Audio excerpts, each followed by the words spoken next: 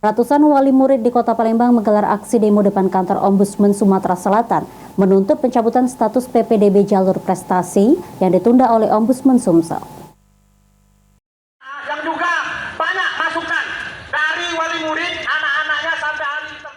Kantor Ombudsman RI perwakilan Sumsel digeruduk wali murid calon siswa SMA guna menuntut pencabutan penundaan status PPDB jalur prestasi yang dilakukan oleh Ombudsman. Koordinator aksi Ruben mengatakan akibat dari pernyataan Ombudsman yang menunda pendaftaran ulang di SMA menyebabkan sekolah tidak menerima pendaftaran ulang dari para calon siswa. Menurut Ruben, Ombudsman tidak boleh menunda tetapi diperbolehkan untuk memberikan rekomendasi kepada Dinas Pendidikan. Itu kan kita hari ini menyampaikan aspirasi dari masyarakat, wali murid, akibat proposisi Ombudsman yang menunda pendaftaran di sekolah. Sekolah-sekolah jadi takut untuk menerima siswa yang telah diterima.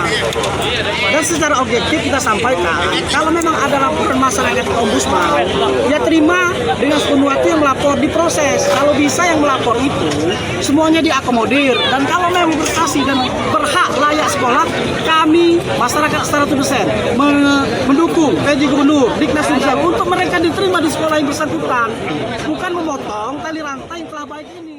Sementara itu, Kepala Ombudsman Sumsel Adrian Agustiansa mengatakan daftar ulang untuk jalur prestasi telah dilakukan pada tanggal 10 hingga 14 Juni, artinya tidak ada masalah. Untuk itu, bagi para calon siswa yang belum melakukan daftar ulang dipersilakan untuk mendaftar ulang dan sekolah juga dianjurkan untuk menerima pendaftaran tersebut.